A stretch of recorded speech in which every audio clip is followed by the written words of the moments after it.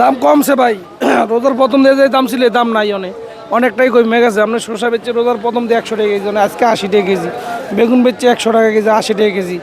সিম 40 টাকা কেজি, পেঁপে 40 টাকা কেজি, টমেটো 60 টাকা কেজি, 50 টাকা কেজি। দাম অনেকটাই, কেজিতে 20 টাকা কমে গেছে অলরেডি।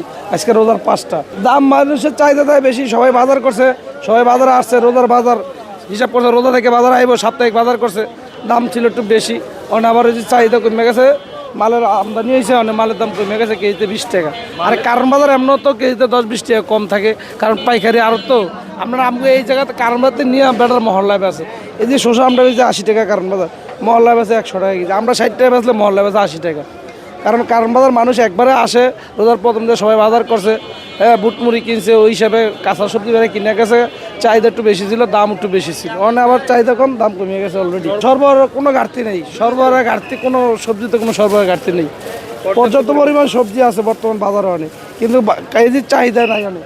চাহিদা, মানুষের চাহিদা কমে গেছে, দামও কমে গেছে। মানুষের চাহিদা চাপ দিলে দাম অটোমেটিক বেড়ে যাবে। যে আমাদের চাহিদা, ঠিক আছে, রমজান মাস আসলে আপনার লেবু, শসা, এইসব নিত্যপণ্যের একটা চাহিদা বাড়ে। যেমন আমি প্রতিদিন শসা খাই না, লেবু খাই না, কিন্তু এই সময় আমার চাহিদার প্রয়োজন। তো চাহিদা বাড়লে যোগান কমে, দাম বাড়ে, এটা স্বাভাবিক ব্যাপার।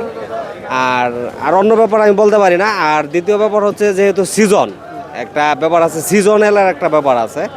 আমরা মোটামুটি এখন সবজির সিজনের শেষ প্রান্তে, এমনি তো কিছু দাম বাড়বে, ঠিক আছে। তারপর সামনে ঈদ আছে, সেক্ষেত্রে ঈদের মাঝেও অনেক হয়, আপনার এগুলোর চাহিদা বাড়ে, ঠিক আছে। প্রতি হ্যাঁ, এটা কিছু বাড়ে, এটা ব্যবসায়ীদের আরেকটু আমাদের প্রতি একটু সহনীয় হওয়া উচিত। কারণ সারা বিশ্বের সব দেশেই মানুষ রমজান উপলক্ষে একটু সহনীয় পর্যায়ে আসে, যে না, এটা একটা সবের ব্যাপার। তো এটা আমাদের দেশের চিত্রটা একটু উল্টা, ঠিক আছে, এটা আমরা সবাই জানি। তারপর সিজনের উপর একটা ব্যাপার আছে। সরকারের কাছে তো আমরা যারা ভোক্তা আছি, আমরা তো দাবি করবোই, কিন্তু সরকারের তো অবশ্যই যারা উৎপাদন করে তাদেরও এটা দেখা দরকার। যেমন আলু 20 টাকা কেজি গেছে, একটা আলু উৎপাদন করতে যারা মোটামুটি আলু উৎপাদন করছে, ওরা আর ঘুরিয়ে দাঁড়ানোর অবস্থা নাই। তবে আমাদের দেশে কৃষি সমৃদ্ধ করা দরকার, অল্প খরচে যাতে কীটনাশক, সার, তারপরে এগুলা যদি ওনারা মেনটেন করতে পারে আর বাজার মনিটরিং করতে পারে, তাহলে দুইটা দিক যদি ওনারা সরকাররা মেনটেন করে, তাইলে আমরা মনে হয় যে আমরা অল্প দামে ভালো পণ্য পাওয়া সম্ভব। ব্যবসায়ীদের সিন্ডিকেট এটা অ্যাকচুয়ালি থাকবেই।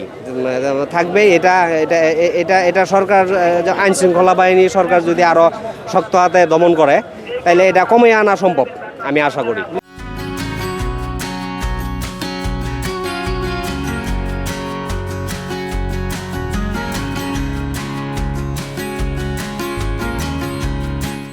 আমরা দাবি করি যে এটা একটা মনিটরিং ব্যবস্থা থাকুক, সরকার এটা তদারকি করুক, ঠিক আছে। উৎপাদন পর্যায়ে যাতে একটা ন্যায্য মূল্য পায়, আবার ভুক্ত পর্যায়েও যাতে আমরা সুবিধা পাই। মধ্যস্বত্বভোগীর যে ব্যবস্থাগুলোই প্রয়োজন পড়লে এগুলো সরকারি অনেক কর্মকর্তা আছে, অনেকেই বেতন নিচ্ছে। শুধু চেয়ার টেবিলে বসে বেতন না নেওয়ার চাইতে ফিল্ডে কাজ করুক, ঠিক আছে। ফিল্ডে কাজ করে তাদের টাকাটাও হালাল করে নিক। আমাদের যে টাকাটা ইনকাম ট্যাক্সের আমরা টাকা দিচ্ছি, সেই টাকাটাও তাদের হালাল হোক। মাঠ পর্যায়ে দূরত্ব কমায় আসুক। ভোক্তা এবং উৎপাদক এই দুইটার মাঝে দূরত্বটা কমায় আনুক, আমরা এটা আশা করবো সরকারের কাছে। ধন্যবাদ।